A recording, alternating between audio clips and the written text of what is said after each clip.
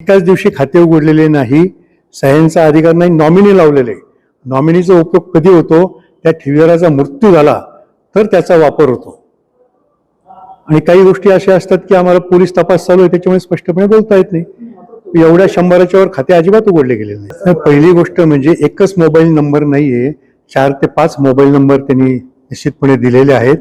आणि एक ठेवीदार किती नॉमिनी नेमू शकतो, कायद्याने त्यांना तसा अधिकार दिलेला आहे. ते नॉमिनी कोण आहे आणि आम्ही काय करतो तुम्ही म्हटलं लक्षात येत नाही का? आम्ही पहिल्यापासून एक तत्व पाळलेलं आहे की डिपॉझिटरची विश्वासार्हता राखायची. कोणत्याही डिपॉझिटरचं नाव बाहेर जाता कामा नये. ते डिपॉझिटरच आम्हाला सांगतात. अनेक वेळा कसं होतं, बायको येऊन ठेव ठेवती, ती म्हणते नवऱ्याला सांगू नका. मुलं येऊन ठेवी टाकतात, ते म्हणतात बापाला घरात कोणाला सांगू नका. त्याच्यामुळे कुठल्याही ठेवीदाराचं नाव आमच्या संचालक मंडळासमोर सुद्धा अजिबात येत नाही. ते फक्त आमच्या शाखाधिकाऱ्याला ज्यांनी ते खातं उघडलं त्या संबंधित क्लार्क पुरताच तो विषय असतो. आमची फसवणूक केल्याचं आढळलं तर आम्ही पण निश्चित त्यांच्यावर ऍक्शन घेऊ. आणि आत्ता जे तुम्ही सांगितलं ते म्हणतात की केवायसी डॉक्युमेंट त्यांचे हे तर ते मान्य करतात, असं मी वाचलं वर्तमानपत्रात.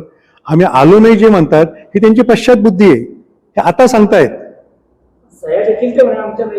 हे आता ते सांगतायत, ते पडताळणीमध्ये सत्यता पडतो, पोलीस पडताळणी येतो. प्रत्येकाला, प्रत्येक खातेदाराला आमच्या ओटीपीवर सगळी, ओटीपी नाही, त्या खातेदाराला त्याच्या अकाउंटची माहिती जाते आमची.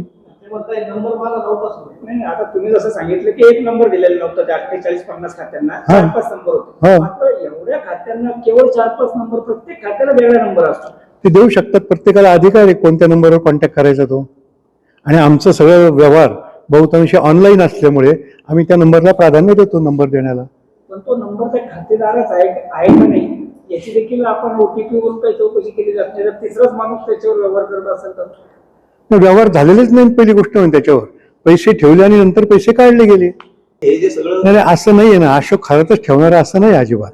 त्या व्यक्तींनी येऊन ठेवलेले आहेत.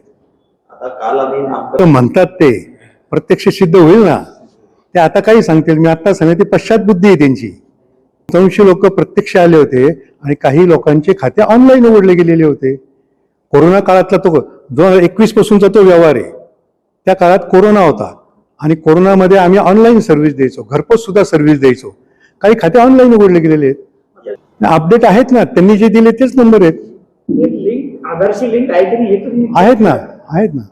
50 खातेदारांचे 8 नंबर कसे लिंक असू शकतात? नाही, आता खातेदारांनी दिले ते आम्ही घेतले, त्याच खातेदाराचा नंबर दिला पाहिजे त्यांनी, असं बंधन करत नाही. इतरही नंबर ते कॉन्टॅक्ट करता देऊ शकतात. पोलिसांनी तुम्हाला काय सूचना केलेल्या आहेत, काय तुमच्याकडून माहिती मागितलेली? आमच्याकडे जी माहिती पोलिसांनी मागितली ती त्याच दिवशी पुढच्या 2 तासामध्ये आम्ही पोलिसांना दिलेली आहे. पोलिसांनी एवढंच सांगितलेलं आहे की या बाबतीत तुम्ही सुद्धा गोपनीयता बाळगा, पत्रकारांना आणि बाहेर सुद्धा खूप माहिती तुम्ही देऊ नका, त्याच्यामुळे आमच्या तपासात अडथळा येऊ शकतो. त्याच्यामुळे मला काही गोष्टी स्पष्ट करता येत नाही. पहिली गोष्ट म्हणजे ती 100 खाते अजिबात नाही, ते 47 खाते आहेत. त्याच व्यक्तीचं सेव्हिंग अकाउंट, त्याच व्यक्तीचं फिक्स्ड डिपॉझिटचं अकाउंट, म्हणून ती दुप्पट तुम्हाला दिसत आहेत. आणि एका व्यक्तीला किती खाते चालवायचा अधिकार आहे कायद्याने. हो ना, नॉमिनी लावायचा अधिकार आहे त्या खातेदाराला. आता ते काय त्या खातेदारांनी त्याचं नाव दिलं आम्हाला माहित नाही. कोण अशोकन कोण खरात आम्ही त्यावेळेस ओळखतही नव्हतो.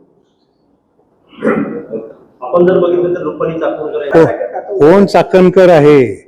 रुपाली चाकणकरांच्या बहीण आहेत ह्या मला आत्ता समजतंय. चाकणकर या नावाने खातं उघडलं, आम्ही ते उघडलं. त्या मोठ्या एका छोट्या हे त्यावेळेस आम्हाला काही माहित नव्हतं. आणि ती नावं आमच्यापर्यंत यायचं काही कारण नाही. शाखाधिकारी ती खाते उघडतात, संपला विषय. हे फक्त उघडकरी होतं लेखापरीक्षणामध्ये. लेखापरीक्षणामध्ये सुद्धा याच्यावर कुठलाही अविश्वास दाखवण्यात आलेला नाही. पहिली गोष्ट म्हणजे शाखाधिकारीची सुद्धा चूक नाही. चूक असेल तर आम्ही त्याच्यावर सुद्धा निश्चितपणे कारवाई करू. आता या 4-5 दिवसात आमची पण तपासणी चालू आहे, त्याच्यामध्ये काही गोष्टी निश्चित होतील आमच्याकडनं. नाशिकमध्ये तो कार्यक्रम, तो फोटो पाहिल्यानंतर मी त्याची पडताळणी केली. नाशिकमध्ये पतसंस्थांचा एक कार्यक्रम होता आमच्या फेडरेशनचा, त्याच्यात ते अशोक खरात आले असतील. आणि मी आयोजकांना ज्यावेळेस विचारलं, आयोजकांनी सांगितलं की हे नवीन आपल्या पतसंस्था चळवळीमध्ये आलेले, त्यांचा सत्कार करायचा. ते स्टेजवर आले, त्यांचा सत्कार केला.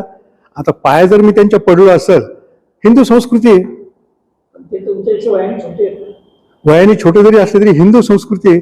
एकमेकांच्या, आता वारकरी संप्रदायामध्ये लहान जरी असलं तरी एकमेकांच्या पाया पडतात.